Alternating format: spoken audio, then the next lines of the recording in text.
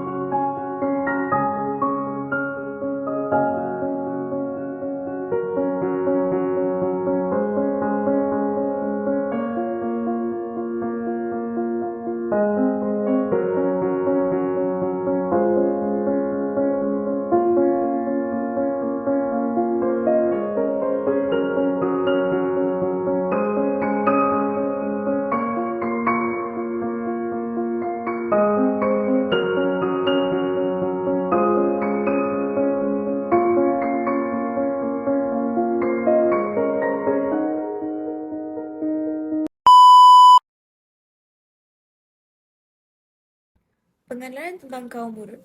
Kaum Murut menetap di kawasan pendalaman dan kawasan tenggara Sabah serta wilayah perbatasan antara Kalimantan dan Sarawak.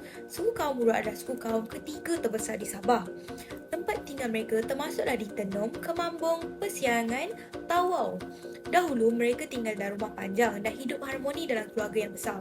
Kebanyakan mereka adalah petani yang berpindah ranah memburu dan menangkap ikan di sungai. Mereka juga menjalani kehidupan dengan memungut hasil hutan seperti damar, rotan dan madu lebah. Pada masa kini, kaum Murut sudah ada yang bekerja di perkhidmatan dalam sektor awam dan dalam bidang pendidikan, kesihatan dan pertanian. Perkataan Murut merujuk kepada kumpulan penduduk yang tinggal dalam lereng bukit atau tanah tinggi. Tanah tinggi di penerang Sabah. Murut terdapat di beberapa kawasan seperti Keningau, Tenom, Persiangan, Sipitang, Kalabalakan, Beaufort. Kaum Murut terbahagi kepada Murut, Tahul dan Tagal dan banyak-banyak lagi, di mana kaum Murut mewakili sebagai 2.9% daripada penduduk di Sabah iaitu lebih kurang 50,000 orang. Suku kaum Murut juga terdapat di Brunei, Sarawak dan sepanjang Kalimantan. Kaum Murut mempunyai bahasa sendiri yang berbeza dengan suku kaum Murut yang lain seperti Lun Bawang dan Lun Dayak. Ini disebabkan faktor geografis sebagai penghalang untuk berkomunikasi bahasa mereka. Secara uniknya, kaum Murut tinggal di rumah panjang yang berhampiran dengan kawasan sungai yang membuatkan penempatan sungai sepanjang sungai. Mereka tinggal di rumah panjang yang menempatkan 10 hingga 20 orang. Tetapi terdapat juga kaum Murut yang tinggal dan membina penempatan secara individu di sepanjang sungai. Suku kaum Murut pakar dalam membuat perahu dan menurunkan kepakaran mereka kepada generasi yang seterusnya. Malahan, kaum Murut pakar dalam berburu dan masih mengamalkan tradisi bertatu seperti kaum Iban di Sarawak. Tetapi tradisi ini semakin kurang dilakukan oleh generasi muda suku kaum ini.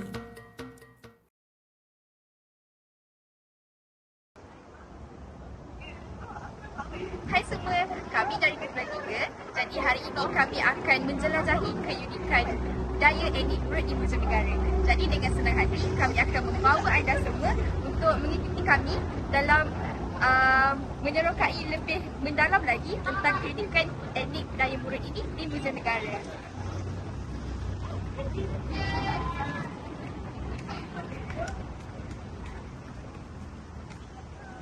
Find something you can hold on to.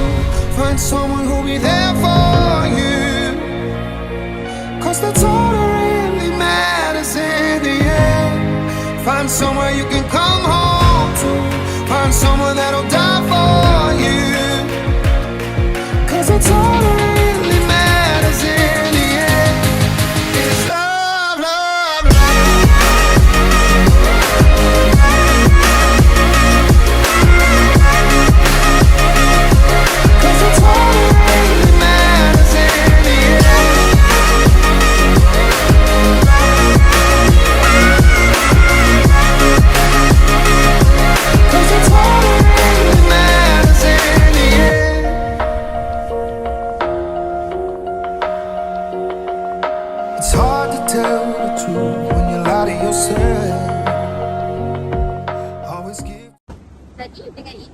sampai di hujung perjalanan kita mengenali tentang etnik budaya Murut di Muzium Negara. Kami harap anda mendapat lebih pengetahuan tentang etnik-etnik yang berada di Malaysia. Jangan lupa untuk menjaga dan merayakan kepelbagaian budaya di Malaysia. Jumpa lagi.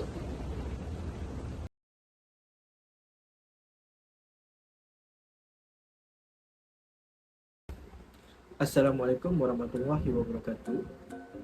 Etnik Murut biasanya menyambut Pesta Kalimaran bagi perayaan mereka.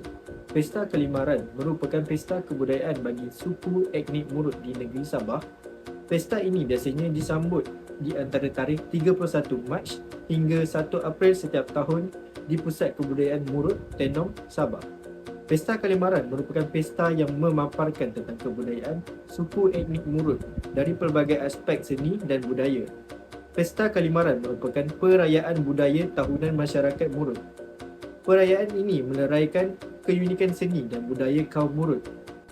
Legenda mengatakan bahawa kraf tangan tempatan suku Murut mempunyai kaitan dengan satu peristiwa yang penting, iaitu pengorbanan seorang gadis Murut bernama Rala yang mengorbankan dirinya sebagai ganti hasil tuaian yang banyak untuk hasil sawah abangnya. Rala dikenali sebagai tukang yang hebat menggunakan barangan seperti buluh dan rotan. Pesta Kalimaran telah mula diperkenalkan oleh Kerajaan Negeri Sabah pada tahun 2003 dan dianjurkan oleh Kerajaan Negeri Sabah dengan kerjasama Pejabat Daerah Tenom dan Kerajaan Persekutuan. Pesta Kalimaran juga bertujuan untuk menarik lebih ramai lagi pelancong dari dalam dan luar negara untuk datang ke daerah Tenom dan melihat seni kebudayaan dan kepelbagaian kraf tangan hasil tangan daripada suku kaum Murut. Penggunaan pakaian tradisional kaum Murut boleh dilihat dari dua sudut zaman, iaitu zaman klasik dan zaman moden. Di zaman klasik, pakaian-pakaian tradisional ini dipakai semasa upacara-upacara ritual, hari perkahwinan dan sebagai pakaian seharian. Di zaman moden pula, pakaian-pakaian tradisional ini hanya dipakai untuk tujuan yang tertentu seperti di hari perkahwinan serta untuk acara-acara kebudayaan. Selain daripada itu, kadang-kadang juga pakaian tradisional boleh dipakai pengapit pengantin. Sehubungan dengan itu, kebanyakan suku kaum di Sabah memilih hitam sebagai warna pakaian tradisional mereka. Penggunaan warna hitam asalnya daripada kepercayaan bahawa warna hitam adalah lambang kekuasaan atau warna ketuhanan yang mana dapat melindungi si pemakai daripada makhluk-makhluk halus yang jahat. Ada juga setengah pihak mengatakan bahawa penggunaan warna hitam adalah disesuaikan dengan cara hidup dan keadaan semula jadi di waktu itu. Manakala bagi kaum lelaki pula, pakaiannya lebih kepada kulit kayu. Untuk pakaian tradisional lelaki, dikenali dengan pakaian puputul yang diperbuat daripada kulit kayu. Babaru puputul dipotong mengikut kepanjangan fashion jacket. Abah puputul iaitu cawat sepanjang 2 meter diperbuat daripada isi kayu. Tupi sinulatan perhiasan kepala pula diperbuat daripada kulit kayu. Bagi pakaian tradisional wanita pula, pakaian mereka terkenal dengan pakaian pinong kolor iaitu baju dan gaun yang berwarna hitam yang dihiasi dengan manet-manet. Antara contoh lain bagi pakaian wanita untuk kaum Murut ialah pipirot, salupai, sinikot, rarangkol dan halong. Hai, Assalamualaikum. Saya Aira Aina. Jadi dari segi adat kematian dalam masyarakat Murut, mereka akan mengebumikan mayat. Mereka akan melakukan pengebumian mayat bergantung kepada punca kematian seseorang itu. Jadi sesuatu kes kematian perlu diuruskan dengan tertib dan baik dengan mengikuti adat-adat tertentu. Hal ini bertujuan bagi mengelakkan daripada berlakunya sebarang bencana atau musibah. Terdapat 3 proses dalam pengebumian mayat dalam kaum Murut, iaitu semasa kematian, pengebumian dan selepas pengebumian. Semasa kematian, ahli keluarga si mati akan memukul gong dan ketika gong dipukul, semua penduduk perlu berhenti daripada melakukan aktiviti masing-masing. Jika terdapat penduduk yang tidak berhenti daripada melakukan pekerjaan semasa gong dipukulkan, seluruh penduduk akan didenda iaitu memberi seekor babi kepada ahli keluarga si mati. Selepas itu, mayat akan dimandikan dan setelah itu, mayat akan dipakaikan dengan pakaian yang cantik serta bersih. Mayat akan berada di rumah selama 2 hari sebelum dimasukkan ke dalam bajau iaitu bangkalan kaum Murut. Tajau akan ditutup dengan kayu dan di atasnya diletakkan lampu kecil bagi menakutkan hantu syaitan. Seterusnya pada hari kedua, Tajau akan dibawa keluar dari bilik tepat pukul 12.30 malam dan ketika ini ahli keluarga akan bertangis-tangisan sambil mengelilingi Tajau tersebut. Pada hari ketiga, kaum lelaki akan pergi ke tanah perkuburan untuk membaiki rumah perkuburan sekiranya terdapat kerosakan. Pada malam keempat, mereka akan bersukaria sebagai menghormati malam terakhir si mati berada di rumah. Dan keesokan harinya, tajau mayat akan diusung dengan menggunakan usungan kayu ke tanah perkuburan. Ketika ini, ahli keluarga perempuan si mati akan menangis kerana mereka percaya akan si roh mati akan selamat ke syurga dan bertujuan mengucap selamat jalan. Seterusnya, proses yang kedua iaitu semasa pengebumian. Gong akan dibunyikan sepanjang jalan tajau dihantar ke tapak pengebumian dan tajau tersebut akan dihiasi dengan manik-manik beraneka warna dan dipaku dengan kayu yang berukir. Ketika ini, mereka akan meraikan majlis makan-makan. Seterusnya, proses yang terakhir iaitu selepas pengebumian. Ahli keluarga akan meletakkan 3 potongan bara setelah 4 hari tajau di tanah perkuburan. Bara-bara tersebut akan dikawal apinya oleh keluarga si mati supaya roh si mati tidak dapat meniup api tersebut kerana mereka percaya sekiranya si mati dapat meniup api sehingga menyala, kemungkinan rumah tersebut ditimpa bencana. Adat tolak bala akan diadakan bagi menandakan pantang larang adat kematian sudah selesai.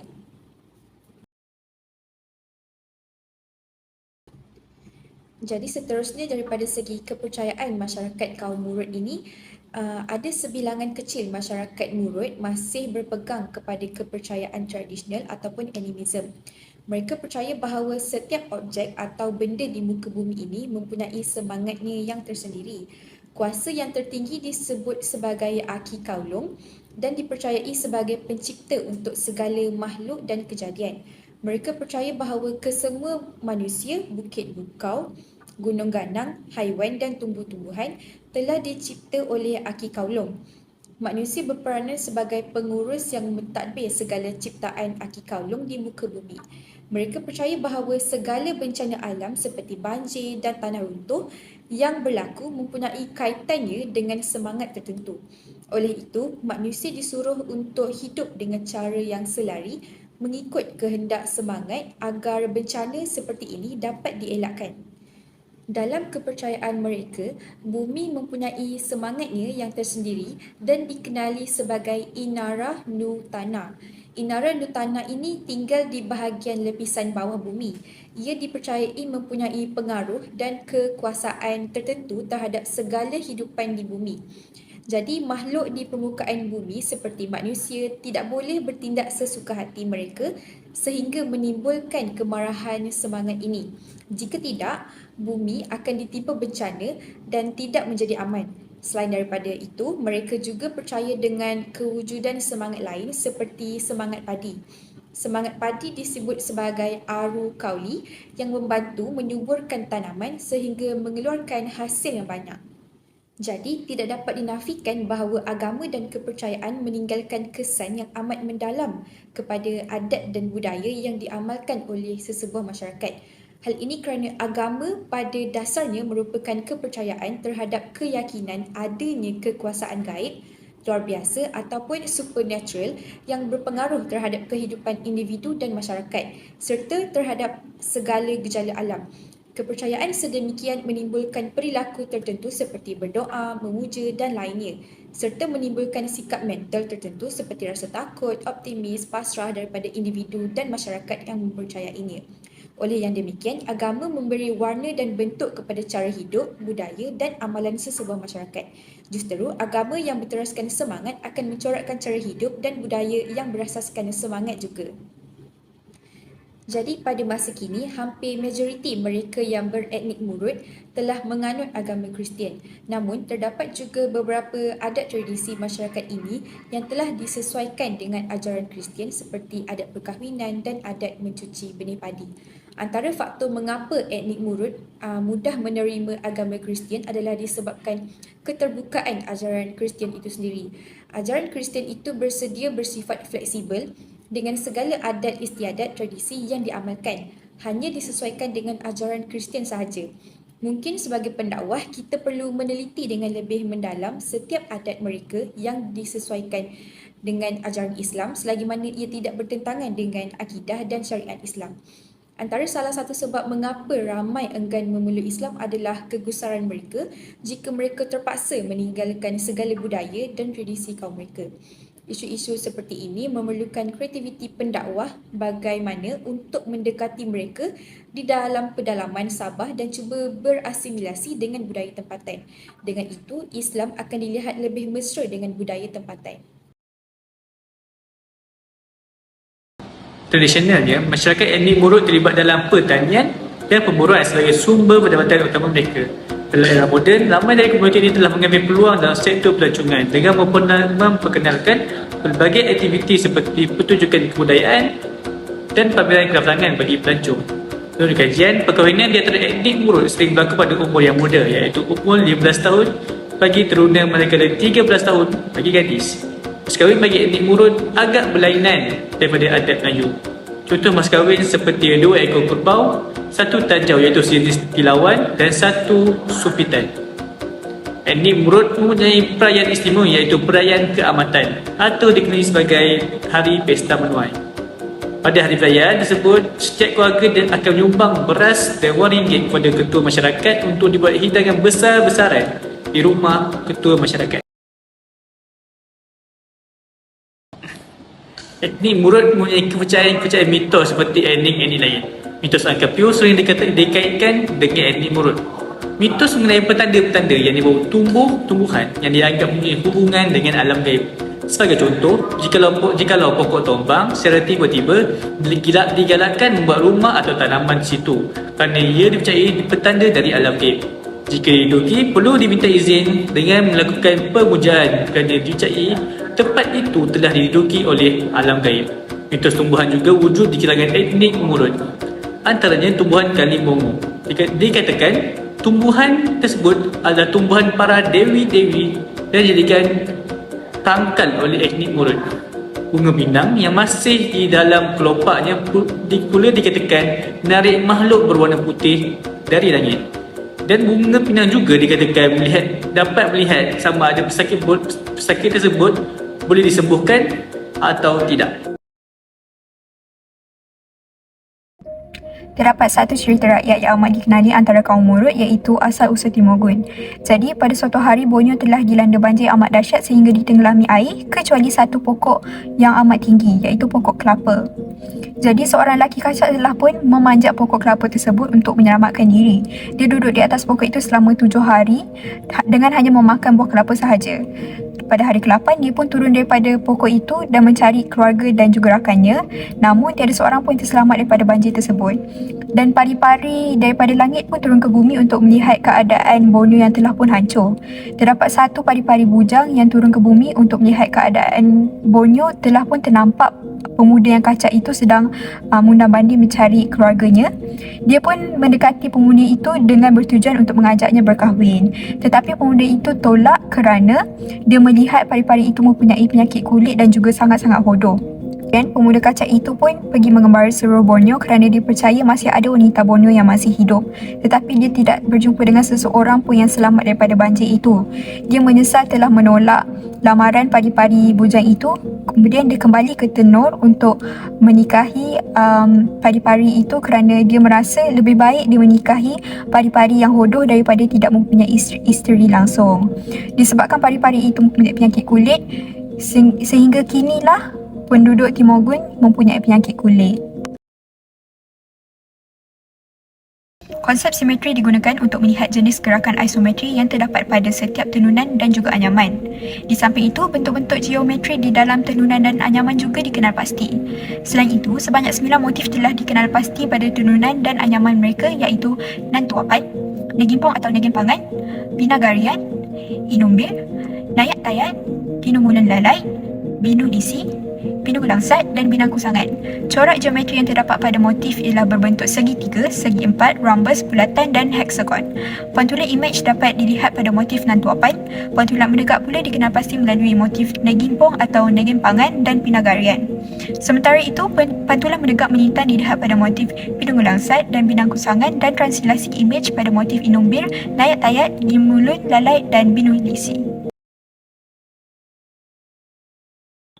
Sekarang adalah tentang kesimpulan, iaitu perbandingan dengan etnik lain di Malaysia juga dapat menambahkan dimensi perbandingan yang menarik. Selain kaum Murut, Malaysia juga dihuni oleh beberapa etnik lain yang memberi warna dan keunikan kepada keagamaan budaya negara. Sebagai contoh, etnik Melayu yang merupakan majoriti penduduk Malaysia memiliki akar budaya yang kuat dalam sejarah tanah Melayu. Bahasa Melayu atau bahasa Malaysia menjadi bahasa rasmi negara ini dan banyak aspek kehidupan tradisional seperti seni bina diri, silat dan tarian zapin mencerminkan warisan karya mereka. Selain daripada kaum Malaysia, kaum Melayu, kita juga ada etnik Cina juga memainkan peranan signifikan di Malaysia. Masyarakat Cina membawa tradisi Imlek dan budaya keagamaan seperti persembahan kepada leluhur. Bahasa Mandarin dan dialek Tionghoa yang beraneka ragam digunakan untuk menciptakan lapisan budaya yang menarik dalam kehidupan seharian kita. Manakala etnik India pula dengan dominasi keturunan Tamil, Punjabi dan lain-lain juga dapat menyumbangkan warna yang unik kepada etnik kita. Itu sahaja daripada kumpulan kami. Terima kasih.